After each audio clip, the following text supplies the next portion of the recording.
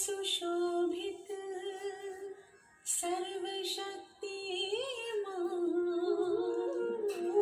लुटा रहा है वो वरदाता वरदानों की खान। आओ झोलियां भर के जाओ, अपना जीवन सफल बनाओ।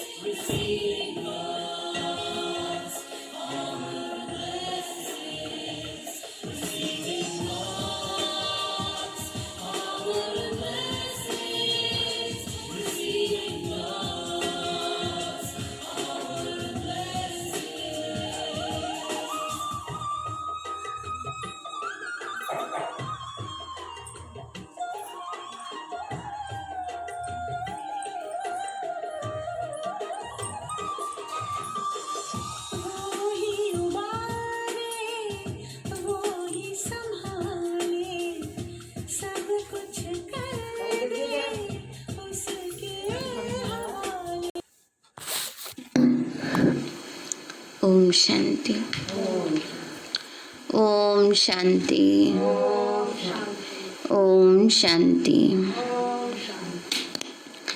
आज प्यारे बाबा के 7 तारीख के महावाक्य हैं।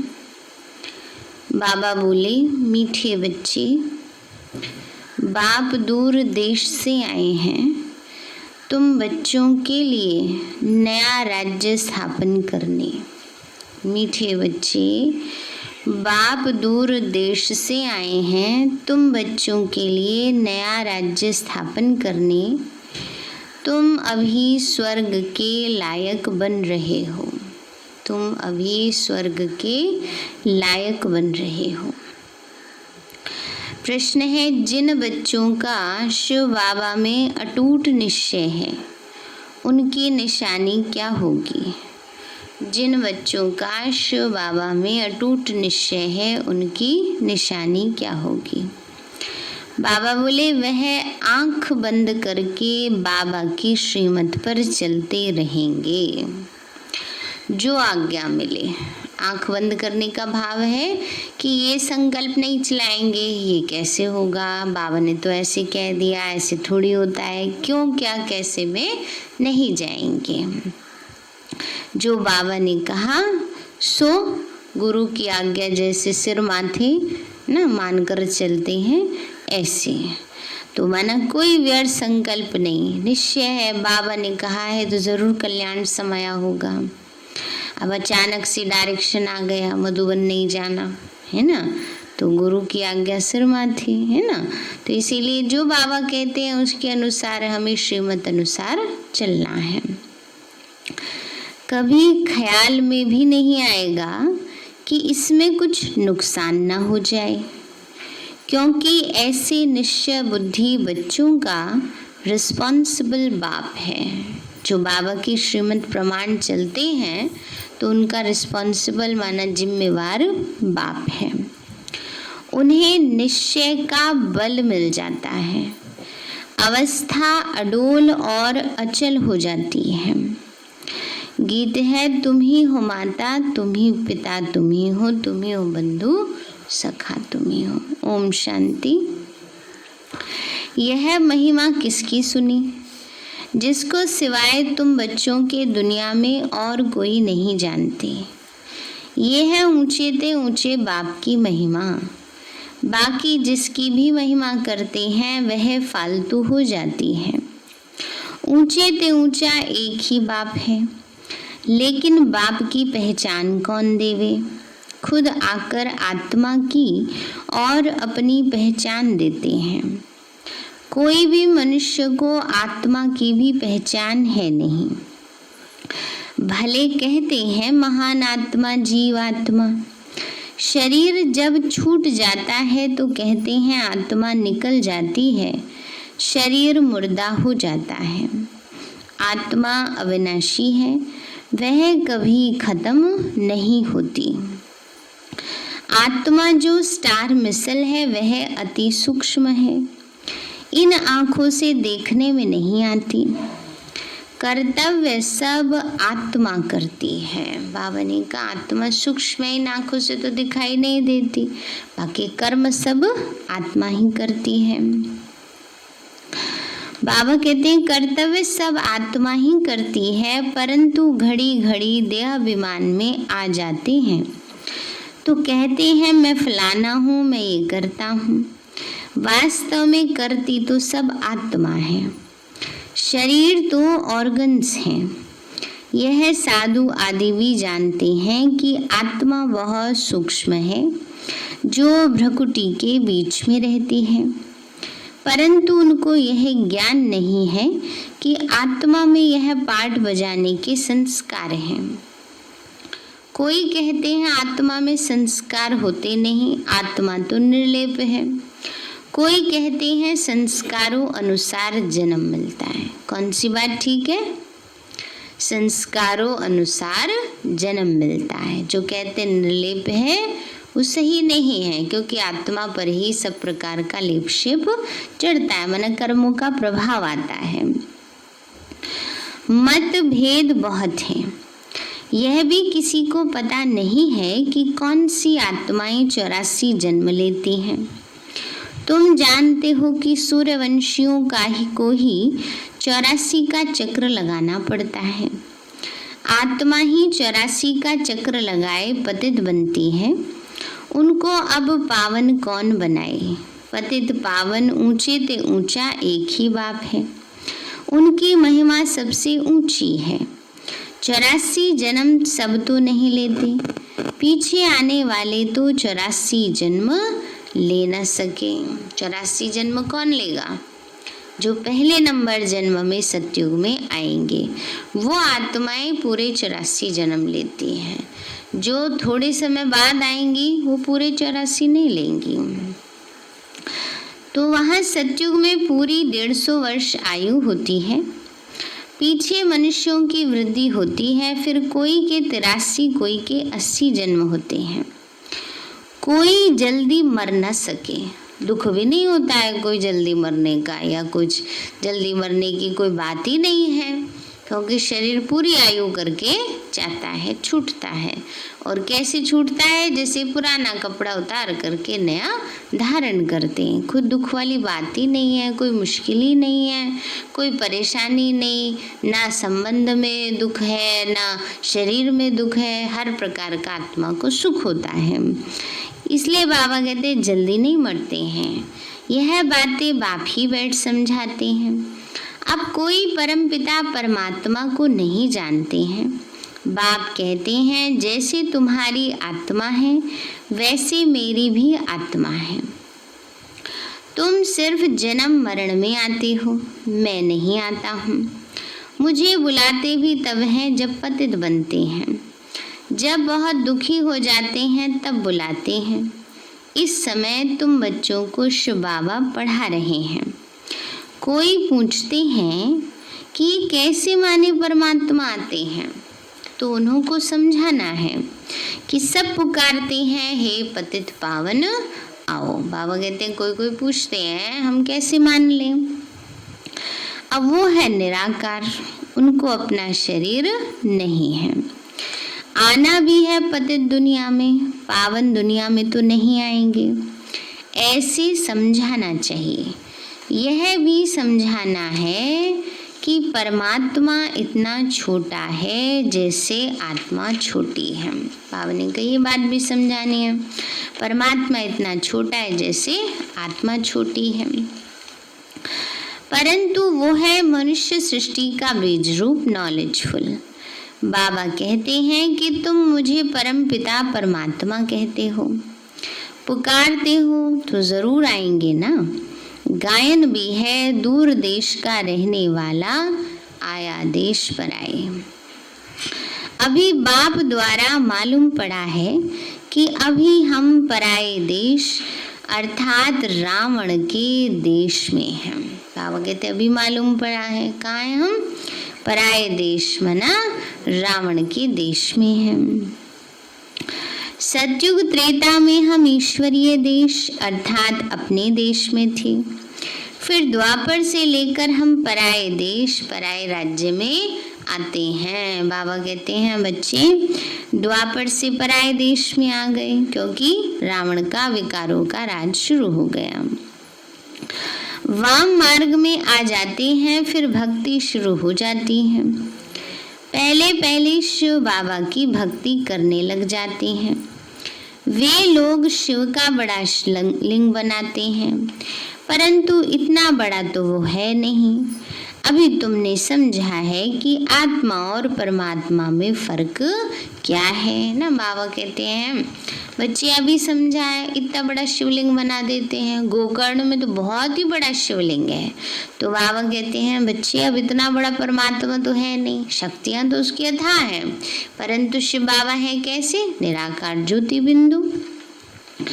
तो बाबा कहते हैं बच्चे वह नॉलेजफुल सदा पावन सुख का सागर आनंद का सागर है। यह परमात्मा की महिमा है। अब बुलाते हैं हे पतित पावन आओ। वो है परम पिता जो कल्प कल्प आते हैं। दूर देश में रहने वाले मुसाफिर को बुलाते हैं, उनकी महिमा गाते हैं। ब्रह्मा सरस्वती को तो बुलाते नहीं। किसको बुलाते हैं? निराकार परमपिता परमात्मा को पुकारते हैं, निराकार परमात्मा को। आत्मा बुलाती है कि दूर देश के रहने वाले अब आओ, देश पर आए, क्योंकि सब पतित बन चुके हैं। पराये देश में बुला रहे हैं क्योंकि सब पतित बन गए हैं। मैं भी आऊंगा तब जब रावण राज्य खत्म होना होगा। मैं आता भी हूँ संगम युगे, यह किसी को भी पता नहीं है। कहते भी हैं वो परमात्मा बिंदी है। आजकल फिर कहते हैं आत्मा सो परमात्मा, परमात्मा सो आत्मा। बाबा कह देते हैं आजकल क्या कह देते हैं? आत्मा सो परमात्मा। और परमात्मा सो आत्मा, राइट है। आत्मा परमात्मा कैसे हो सकती है? आत्मा में और परमात्मा में तो बहुत बड़ा अंतर है। तो बाबा ने कहा आत्मा परमात्मा दोनों अलग अलग है, रूप दोनों का एक जैसा है, परंतु आत्मा पतित बनती है। 84 जन्मों का पाठ बजाना पड़ता है। परमात्मा जन्म मरण रहित है। अगर परमात्मा सो आत्मा सो परमात्मा कहते तो क्या सतो प्रधान परमात्मा तमो प्रधान में आते? नहीं, ये तो हो न सके। माना सतो प्रधान परमात्मा तमो प्रधान परमात्मा में आते, बाबा कहते ये तो सिस्टम ही नहीं है। कहा भी नहीं जाता तमो प्रधान परमात्मा, पाप परमात्मा, महान परमात्मा नहीं। आत्माओं को इन सब श्रेणियों में रखा जाता है, परमात्मा को नहीं, क्योंकि परमात्मा इन सब से न्यारे हैं। बाबा कहते हैं मैं भी आता हूँ सर्व आत्माओं की सर्विस करने। मेरा जन्म भी नहीं कहा जाता, मैं आता ही हूँ नरकवासियों को स्वर्गवासी बनाने। पराये देश में आए हैं अपना स्वर्ग स्थापन करने, तो बाप ही आकर हमको स्वर्ग का लायक बनाते हैं। यह भी समझाया है कि और आत्माओं का पार्ट अपना अपना है। परमात्मा तो जन्म मरण रहित है, आते भी जरूर हैं, तब तो शिवरात्रि मनाते हैं, लेकिन वह कब आए यह कोई भी नहीं जानते। ऐसे नहीं कि शिव जयंती मनाते आए हैं, जरूर संगम पर ही आए होंगे स्वर्ग स्थापन करने। पतितों को पावन बनाने तो जरूर संगम पर ही आएंगे ना। बाबा ने कहा पतितों को पावन बनाने कहाँ आएंगे?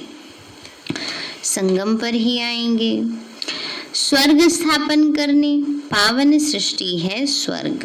बाबा कहते हैं हम सतयुग में आ नहीं सकते हैं, सतयुग में थोड़ी सतयुग स्थापन करने आएंगे, पुरानी पतित दुनिया के अंत में ही आएंगे, पहले भी नहीं आ सकते। जब कोई चीज़ खराब हो जाती है बिल्कुल, तभी तो उसको रिप्लेस किया जाता है ना।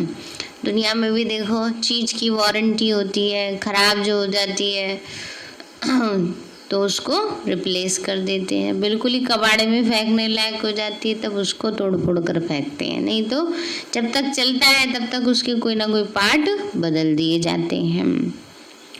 ऐसे ही बाबा कहते हैं लास्ट में जब दुनिया बिल्कुल ही जर्जरीभूत हो जाती है कि अब उसको वो करना ही पड़ेगा, तब शिव बाबा आते हैं। फिर जरूर पतित दुनिया के विनाश का समय होगा, तभी पावन दुनिया स्थापन करेंगे। युगे युगे तो नहीं आते हैं। बाबा कहते हैं मुझे संगम पर ही आकर पतित दुनिया को पावन बनाना है।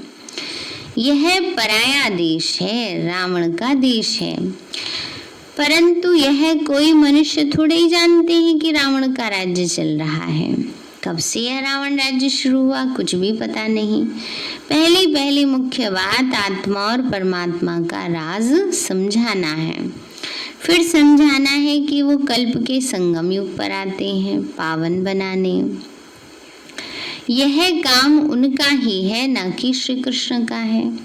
श्री कृष्ण तो खुद ही 84 जन्म ले नीचे उतरते हैं। सूर्यवंशी सब नीचे उतरते हैं। झाड़ आधा ताजा आधा पुराना थोड़ी होगा, जर्जरीभूत अवस्था सबकी होती है। कल्प की आयु का भी मनुष्यों को पता नहीं है। शास्त्रों में लंबी चौड़ी आयु दे दी है, यह तो बाप ही बैठ समझाते हैं। इसमें और कोई प्रश्न उठ न सके। रचयिता बाप सच ही बोलते हैं। हम इतने बीके हैं सब मानते हैं, तो जरूर है तब तो मानते हैं। बाबा ने कहा इतने सारे ब्रह्मा कुमार कुमारियाँ, इतने सारे आत्माएं मान रही हैं, तो जरूर है तभी तो मान रही है ना। आगे चलकर निश्चय होगा तो समझ में भी आएगा। पहले मनुष्यों को ये समझाना है कि परमपिता परमात्मा निराकार दूर देश से आए हैं, परंतु किस शरीर में आए हैं। सूक्ष्म तन में आकर क्या करेंगे, जरूर यहाँ आना पड़े। प्रजापिता ब्रह्मा भी यहाँ चाहिए। बाबा कहते हैं सूक्ष्म तन में थोड़े ही आऊँगा, वहाँ बैठकर किसको ज्ञान देंगे, है ना। इसलिए बाबा कहते हैं नीचे तन में आना पड़े। जिनमें प्रवेश किया है वो अपने जन्मों को ही नहीं जानते थे, तो बच्चे भी नहीं जानते थे। तो बच्चे भी तब बनते हैं जब मैं अडॉप्ट करता हूँ। मैं इन साकार सहित बच्चों को समझाता हूँ कि क्या तुम अपने जन्मों को भूल गए हो। अभी सृष्टि का चक्र पूरा होता है, फिर रिपीट होगा। मैं आया हूँ पावन बनाने के लिए, राजयोग सिखाने।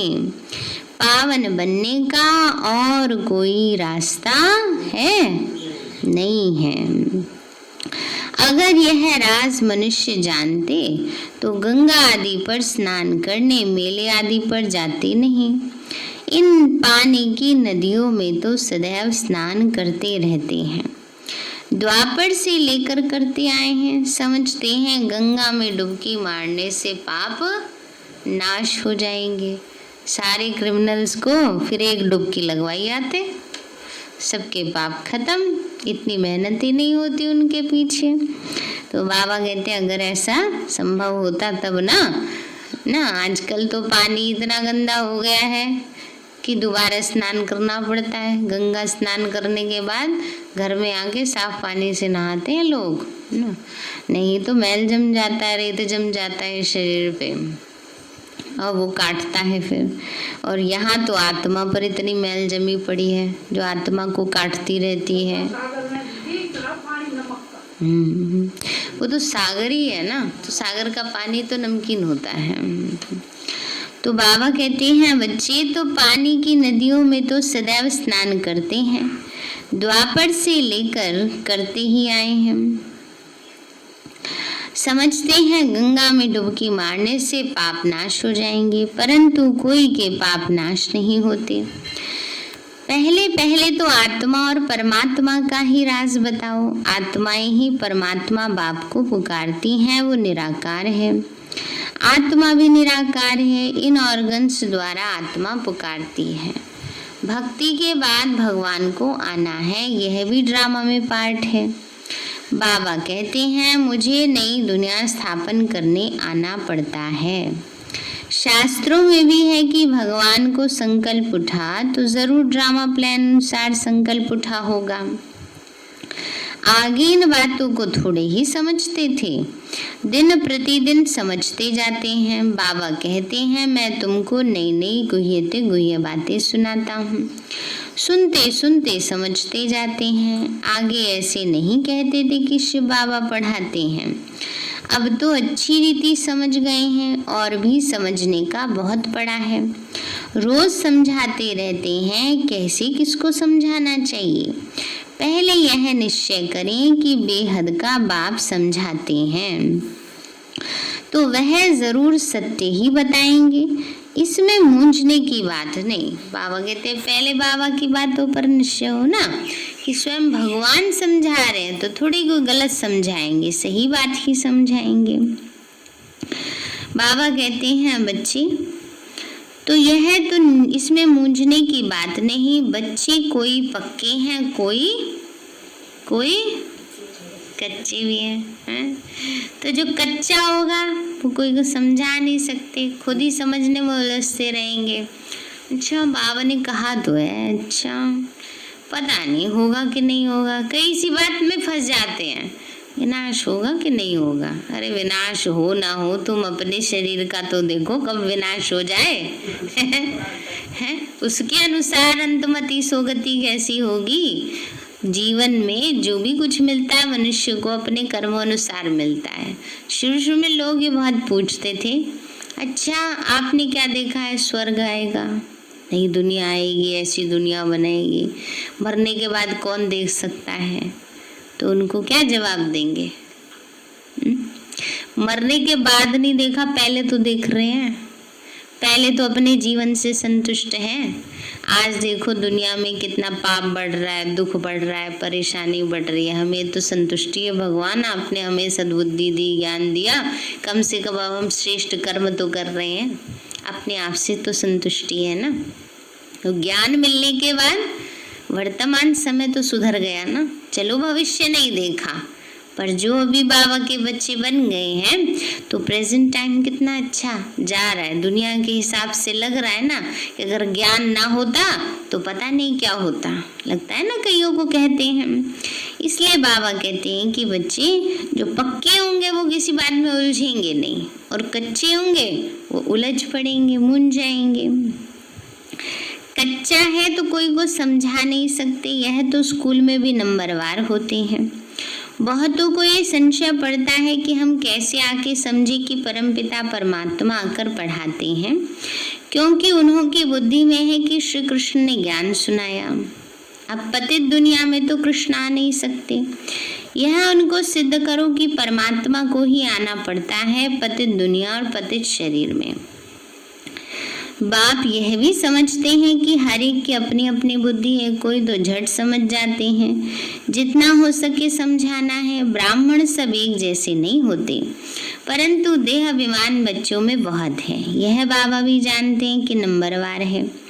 डायरेक्शन पर बच्चों को चलना पड़े, बड़ा बाबा जो कहे वह मानना चाहिए। बाबा कहते हैं बाबा जो कहे सो मानना चाहिए। फिर जिम्मेवार कौन?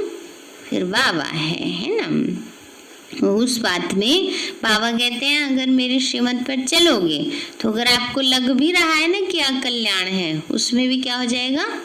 कल्याण हो जाएगा। तो इतना निश्चय बाबा की बात पर हो।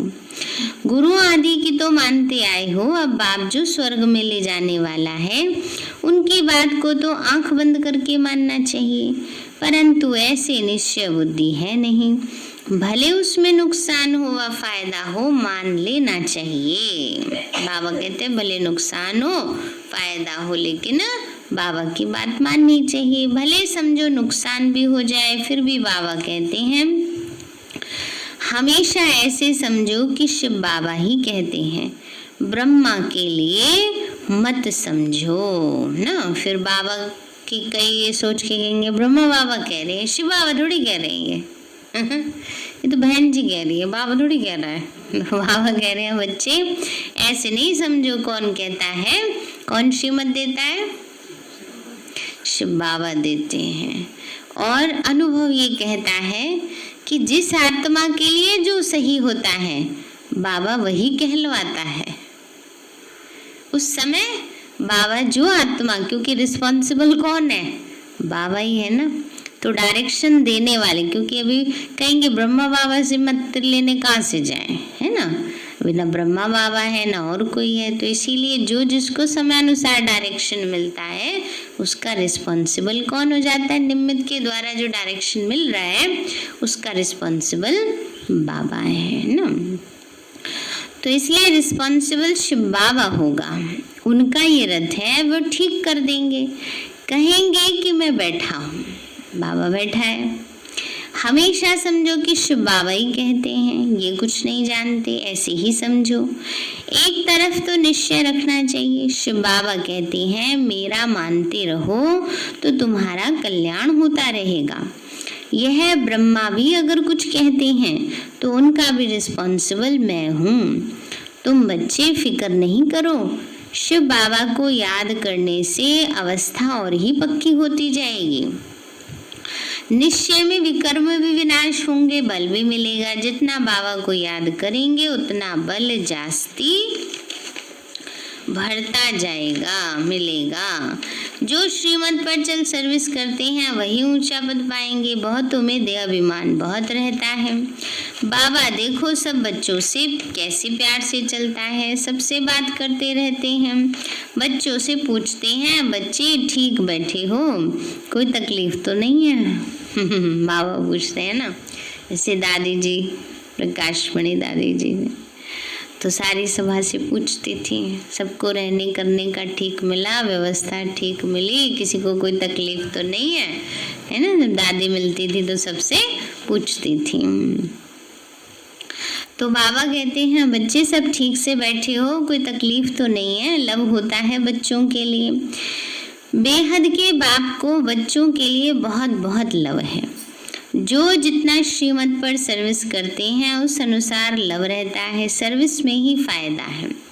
सर्विस में हड्डियां देनी हैं। कैसे देते हैं हड्डियां सर्विस में? निकाल निकाल के दे हूँ। तन से सेवा करनी है। कल भी बाबा ने कहा ना, मन से करो, मन से नहीं कर सकते, तन से करो, तन से नहीं कर सकते, धन से करो। कैसी भी तो करो, सहयोगी बनो बाबा के कार्य में, तो योग भी सहज हो जाएगा। तो बाबा कहते हैं सर्विस में ही फायदा है। सर्विस में हड्डियां देनी हैं। कोई भी काम करते रहेंगे तो वह फिर दिल पर भी रहते हैं कि यह बच्चा फर्स्ट क्लास है। परंतु चलते चलते किसी पर ग्रहचारी भी बैठती है, माया का सामना होता है। ग्रहचारी के कारण फिर ज्ञान नहीं उठा सकते। कई तो फिर कर्मणा सेवा अथक होकर करते हैं। तुम्हारा काम है सबको सुख धाम का मालिक बनाना, किसी को दुख नहीं देना। ज्ञान नहीं है तो फिर बहुत दुख देते हैं। फिर कितना भी समझाओ तो समझते नहीं। पहले पहले समझानी देनी है आत्मा और परमात्मा की। कैसे आत्मा में 84 जन्मों का पार्ट भरा हुआ है, जो अविनाशी पार्ट है, कभी बदलने का नहीं है। ड्रामा में नूंधा हुआ है। यह निश्चय वाला कभी हिलेगा नहीं। बहुत हिल जाते हैं। पिछाड़ी में जब भंबोर को आग लगेगी तब अचल बन जाएंगे। अभी तो बहुत युक्ति से समझाना है। अच्छे अच्छे बच्चे तो सर्विस पर रहते हैं, दिल पर चढ़े रहते हैं, बहुत तीखे जाते रहते हैं, बहुत मेहनत करते हैं। उनको सर्विस का बहुत शौक रहता है। जिसमें जो गुण है वो बाबा वर्णन करते हैं। अच्छा मीठे मीठे सिक्की लदे बच्चों प्रति माता पिता प्यार और गुड मॉर्निंग। रूहानी बाप की रूहानी बच्चों को नमस्ते। रूहानी हम बच्चों की रूहानी माता पिता बाप दादा नमस्ते नमस्ते नमस्ते बाबा नमस्ते। धारणा के लिए मुख्य सार है सर्विस में हड्डियां देनी है। किसी भी बात में संशय नहीं उठाना है। सबको सर्विस से सुख देना है, दुख नहीं। सबको सर्विस से क्या देना है? सुख देना है, दुख नहीं। दूसरा पॉइंट है निश्चय के बल से अपनी अवस्था को अडोल बनाना है। जो श्रीमत मिलती है उसमें कल्याण समाया हुआ है। समय अनुसार जो बाबा की श्रीमत मिलती है उसी में कल्याण है, क्योंकि रिस्पॉन्सिबल कौन है? बाबा है। इसीलिए फिक्र नहीं करना है। वरदान दिया बाबा ने सहज योग की नेचर को, सहज योग को नेचर और नेचुरल बनाने वाले हर सब्जेक्ट में परफेक्ट भव। सहज योग को नेचर और नेचुरल बनाने वाले हर सब्जेक्ट में परफेक्ट भव। जैसे बाप के बच्चे हो, इसमें कोई परसेंटेज नहीं। ऐसे निरंतर सहज योगी व योगी बनने की स्टेज में अब परसेंटेज खत्म होनी चाहिए। नेचुरल और नेचर हो जाना चाहिए। जैसे कोई की विशेष नेचर होती है, उस नेचर के वश ना चाहते भी चलते रहते हैं। किसी की कोई आदत होती है, कई बार बदलना चाहते नहीं बदलती है ना। तो बाबा कहते हैं उसके जैसे वश हो जाते हैं। करूं क्या करूं, मेरी आदत बन गई है ना। बाबा कहते हैं ऐसी हमारी आदत क्या बन जाए? है योग में रहने की, योग में रहने की हमारी आदत बन जाए। तो बाबा कहते हैं उस नेचर के वश ना चाहते भी चलते रहते हैं, ऐसे यह भी नेचर बन जाए। क्या करूं, कैसे योग लगाऊं, ये बातें खत्म हो जाएं तो हर सब्जेक्ट में परफेक्ट बन जाएंगे। परफेक्ट अर्थात इफेक्ट और डिफेक्ट से परे। परफेक्ट माना इफेक्ट माना प्रभाव और डिफेक्ट माना कमी, दोनों से परे। स्लोगन है सहन करना है तो खुशी से करो। मजबूरी से नहीं। बाबा कहते हैं सहन करना है तो कैसे करो, खुशी से, मजबूरी से नहीं ना। कई तुम्हें पता है मैं कितना सहन करती हूँ किसके लिए, किसके लिए? सब अपने लिए कर रहे हैं। हम जो करेंगे उसका क्या किसको मिलेगा? हमें ही मिलेगा, दूसरे को नहीं मिलने वाला है। फल हमें ही खाना है, तो फल कैसा चाहिए सबको? अच्छा चाहिए, सड़ा हुआ चाहिए, मीठा चाहिए। तो उसमें मीठे में मिठास कहाँ से आएगी? जब प्यार से करेंगे, है ना। अभी ये भी नहीं, जैसे कल भी बाबा ने कहा सहन, छोटी छोटी बात सहन करना माना स्वर्ग में ऊंचा पद लेना। पर छोटी सी बात में ही सहन करना, सोच लो हमने इतना सहन किया, बात कुछ नहीं है। जब हमने इतना सहन किया, दुनिया में बहुत सहन करते हैं लोग ना, लेकिन बस परसेंटेज फर्क पड़ जाती है। किसी ने कुछ देख करा नहीं होता सहन, उसको एक ही बात सुना दो उसको लगेगा बहुत सहन कर लिया, पर वो बहुत तो नहीं है ना। इसलिए ये भी समझ है। तो बाबा ने कहा सहन करना है तो खुशी से करो, मजबूरी से नहीं। सारे हैं मीठे बच्चे, बाप दूर देश से आए हैं तुम बच्चों के लिए नया राज्य स्थापन करने। तुम अभी स्वर्ग के लायक बन रहे हो। प्रश्न है, जिन बच्चों का शिव बाबा में अटूट निश्चय है उनकी निशानी क्या होगी? बाबा बोले वह आंख बंद करके बाबा की श्रीमत पर चलते रहेंगे, जो आज्ञा मिले। कभी ख्याल भी नहीं आएगा कि इसमें कुछ नुकसान ना हो जाए, क्योंकि ऐसे निश्चय बुद्धि बच्चों का रिस्पॉन्सिबल बाप है। उन्हें निश्चय का बल मिल जाता है, अवस्था अडोल और अचल हो जाती है। गीत है, तुम ही हो माता पिता, तुम ही हो बंधु सखा तुम ही। अच्छा, ओम शांति। मीठे बाबा, आपने हमें सब कुछ दिया, आपका पदम गुणाबार शुक्रिया। प्यारे बाबा, आप हमें ज्ञान, गुणों, शक्तियों, वरदानों और सद्बुद्धि से भरपूर करते हो। आपका बार बार शुक्रिया। मीठे बाबा, आपने मुझे आत्मा को, इस सेवा स्थान को, विश्व की सर्वात्माओं को निर्विघ्न बनाया। आपका बार बार शुक्रिया। प्रकृति के पांचों तत्वों का भी शुक्रिया। साइंस के साधनों का भी शुक्रिया। लौकिक अलौकिक परिवार का भी शुक्रिया।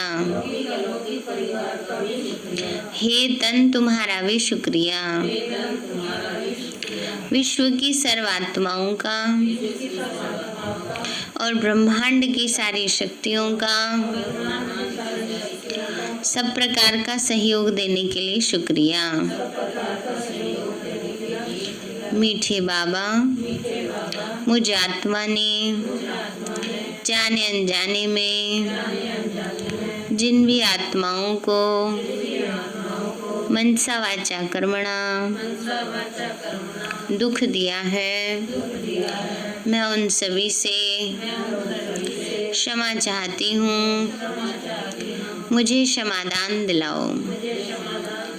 और जिन आत्माओं ने मुझे दुख दिया है, विघ्न रूप बने हैं, मैं उन सभी को दिल से क्षमा करती हूँ। सबका कल्याण हो, सबको सुख शांति सद्बुद्धि मिले और बाबा के सेंटर की सेवाएं खूब बढ़ती जाएं। शिव बाबा से सारी शक्तियाँ मुझ आत्मा में समा रही हैं,